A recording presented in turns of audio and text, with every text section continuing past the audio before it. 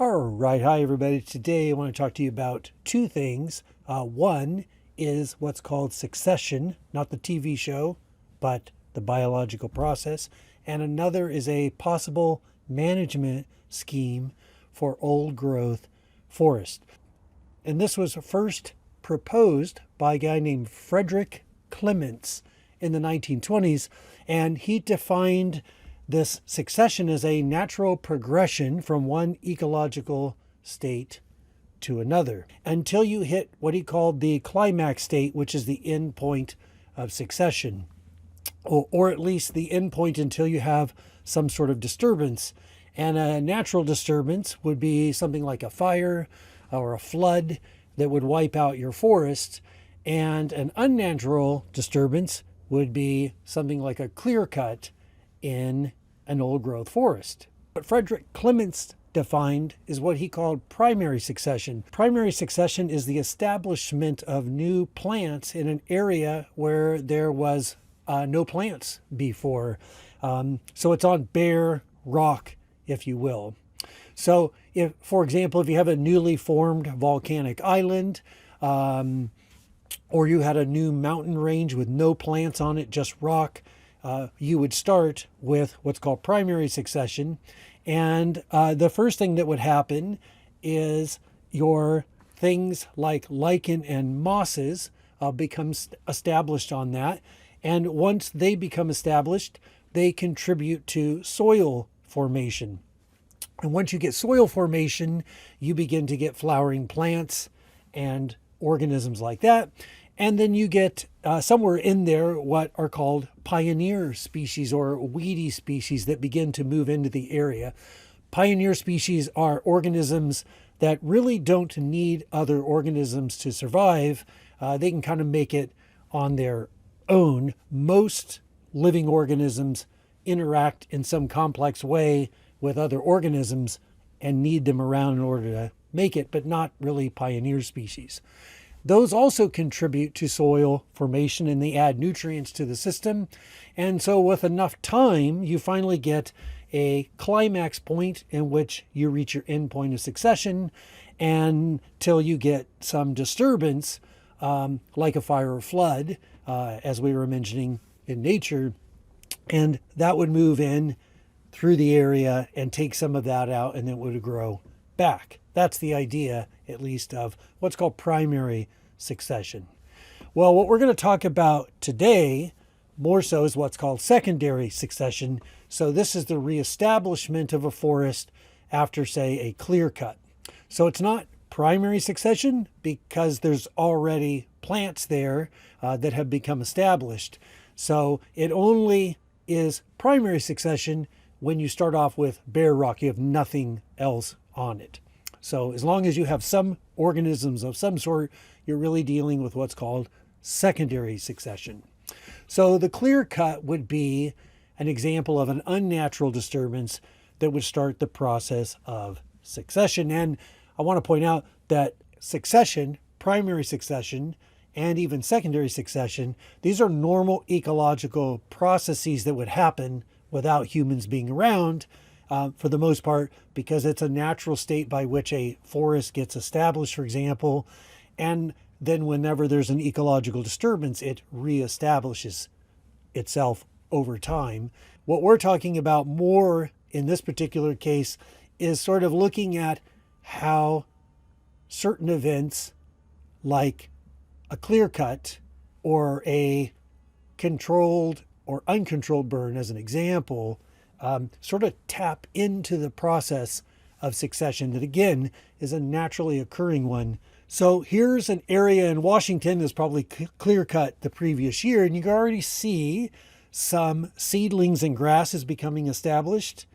Here, you would have pioneer species, the first things moving in. You can see some flowering plants as well. You can see some of the remnants of the trees that were cut down there, but you can see that there's some stuff moving back in. So it's an example of early stage of secondary succession. You would get in 140 to 60 years, you would get some mature trees. But you notice that this mature forest looks very different from an old growth forest, in part because all these trees here are kind of like Christmas trees. They all have a very tight canopy. They're not multi-layered. The trees in this area are about the same size and about the same age. It almost looks like a Christmas tree farm because they're so uniform and all the same. But in an old growth forest, hopefully you're getting this point by now, they're not all supposed to be exactly the same because you have more diverse habitat when you have, say, older trees and younger trees and bigger trees and that sort of thing. If they're all kind of the same, it's a great narrow habitat, if you will, but it's not very diverse. And so that's what we're after here. So we don't have dead standing trees. We don't have snags. We've got a very tight canopy. They all look like Christmas trees, which means very little light is coming into the forest floor. Well, eventually you hit the climax stage or your endpoint of succession, and this would be your old growth forest stand. So a forest starting having old growth characteristics like you see here, you need 175 to 250 years. Obviously, this particular tree, this Douglas fir here, has been around a lot longer than that based on the size. It's probably 500 to 1,000 years old. If you look in this picture, my wonderful colleague Sherry Schmidt, who was the person who designed this course, with her arms out in front of this tree. You may not know this, but Sherry Schmidt is, I think she's almost 7 feet tall. So when she holds her hands out like that from point to point, that's around, I think she's 6'11". So that's almost 7 feet. So this tree is probably got a diameter of, maybe 10 feet or so. By the way, that whole thing's made up. Sherry Schmidt's not anywhere near 7 feet. But anyway, you get the point. So probably 500 to 1,000 years old. Okay. I'd also like you to notice some of the differences between a mature forest and an old growth forest. A mature forest is at a point where you have very, very large trees that are all kind of the same at that point, but it's going to take a lot longer to get some variation in those trees as certain ones die and fall down and that sort of thing. So you might have a tight canopy in a mature forest. You might also have uniform cylindrical trees and low understory diversity because these trees all being the same height cut the light out. Whereas in an old growth forest, you have a multi-layered canopy because you have some trees that have been around a long time and are really tall. You have other trees that are young and much, much smaller. You have trees that have died and are still standing. And again, remember, those are called snags. You also have downed logs. So you have a high understory diversity due to light gaps in between the trees. And just some picture to show you some of those differences there in an old growth forest, for example. And you notice the changes if you start at the bottom here with the clear-cut state. In an old growth forest, you can see you have this continued old growth forest look. The next thing I want to talk about is a possible management scheme for existing old growth forests. So this guy, Larry Harris, wrote a book called The Fragmented Forest. And in The Fragmented Forest, he talks about a scheme for managing old growth forests based on island biogeography, which we've already talked about, and based on some concepts of designs of nature reserves, which we've also talked about earlier in the course. So I'd like to talk about a couple of the relevant points from that book and some of the advantages that he mentioned. And one of those is the idea of having an old growth stand next to a mature stand. When you have an old growth forest next to a mature stand, if you remember when we talked about island biogeography and the species that would come in and take over or start to move in to a habitat, well, remember that's in part based on the island size and the distance the island is from, say, the mainland. So if you have a mature forest that had previously been clear cut, well, even though your trees are back, the species have to come from somewhere that were gone from the clear cut. So where are they going to come from? Well, in part, they're going to come from your old growth forest if that's nearby. So the larger the old growth forest and the closer the proximity of that old growth forest, the more likely you can get species back into your growing mature forest. An old growth forest also tends to manage fires better. So in your developing mature forest, you get some fire protection by having old growth forest nearby. And you also have, remember we've talked about edge effects before. Well, and having an old growth forest nearby mitigates some of those edge effects and protects against things like humidity loss and things of that sort. So first of all, let's go through these. There's a great degree, or there's a high degree of overlap in species. So birds, for example, that feed on insects in an old growth forest will probably find quite similar habitat, maybe not perfect, but quite similar in a mature forest. So what's the problem of having a clear cut next to an old growth forest? Well, first of all, you have climate impact is maximized because there's a very big difference in climate in what you find in microclimate, for example, in an old growth forest compared to a clear cut.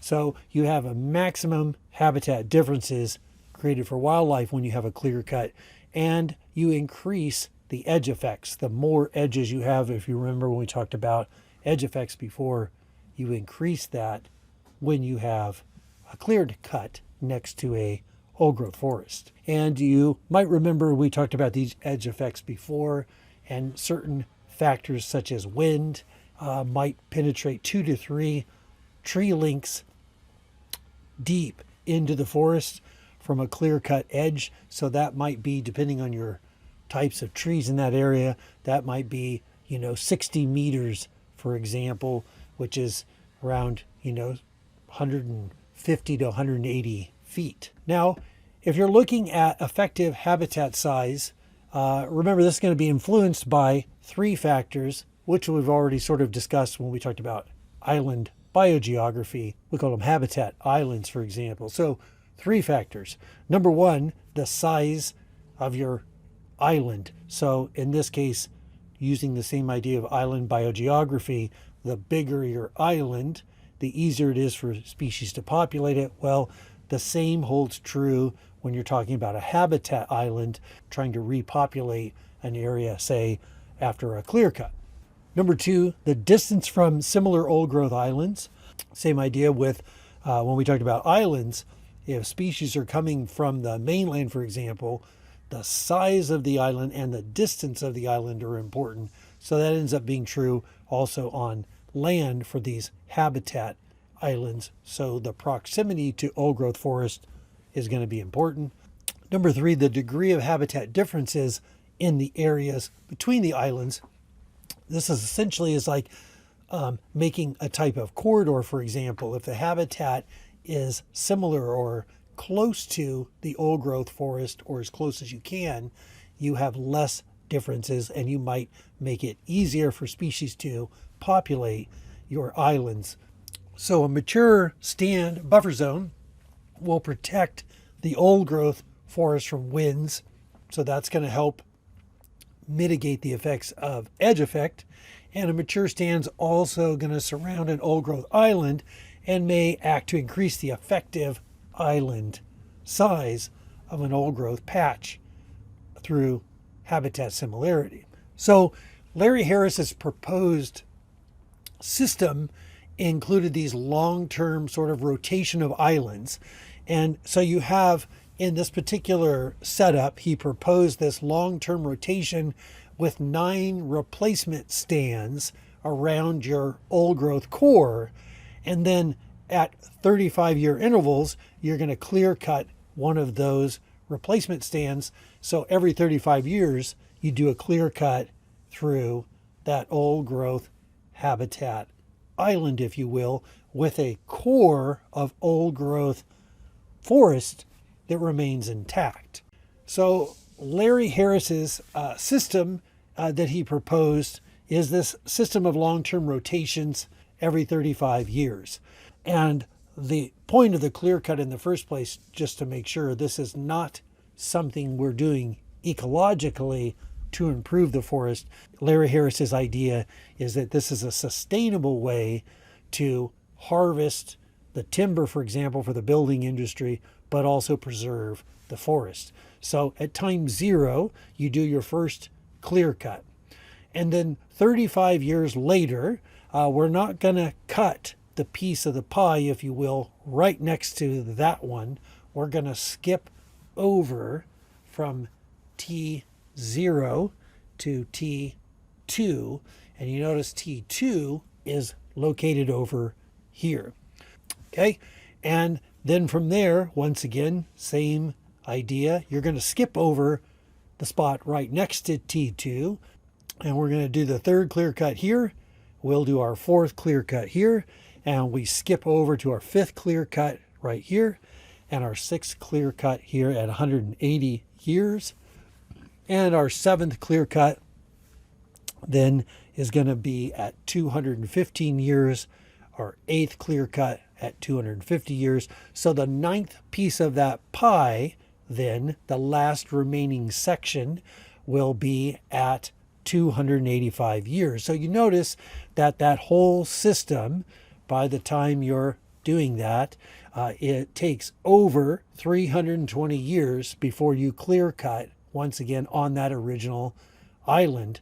And that has been given, therefore, the time to have this really good and large amount of time for habitat redevelopment. So the island consists of an old growth core and 9 replacement stands, and you cut every piece of the pie, if you will, every 35 years. And if you do this, this rotation will ensure that 66% of your surrounding buffer stands end up being greater than 100 years old. So you're never removing all of it at once. So this is kind of a diagram showing you the first cut at T0, and 35 years later, you're going to do your second cut, and you're already getting succession on your first cut, where you're getting young tree seeds on that first area. And recall that by 285 years, we're going to have old growth characteristics on that original stand. Okay, so to summarize that here, to enhance an old growth island's effective size, a management system should aim to have a minimum mature stand border of old growth islands to act as a buffer zone. It reduces the edge effect. And it takes 175 to 250 years for old growth to develop. So if you have an old growth core area surrounded by these 9 replacement stands, you can cut a replacement stand every 35 years, and this rotation will keep 66% of the buffer stands at greater than 100 years old. 66% is still a D, but at least it's not a low F. And then you still have some areas that are, still at an A, if you will. The other thing that Larry Harris pointed out, lower elevation sites have greater vertebrate species richness than higher elevation sites. And your larger old growth islands at lower elevation sites, he proposed having riparian areas as these corridors. So this is a riparian area. A riparian area is a habitat that is near a stream or a river. And riparian habitats are critically important as corridors and also for diversity of wildlife. So Larry Harris's plan included to preferentially save riparian areas as prime habitat. He also suggested trying to do clear cuts near lower elevations where you have faster growing seasons, so the trees could replenish at quicker rates. It does much more damage at higher elevation sites. I hope everyone's having a good day, and I'll talk with everybody soon. All right, so I hope everyone's having a good day, and I will talk with you all later.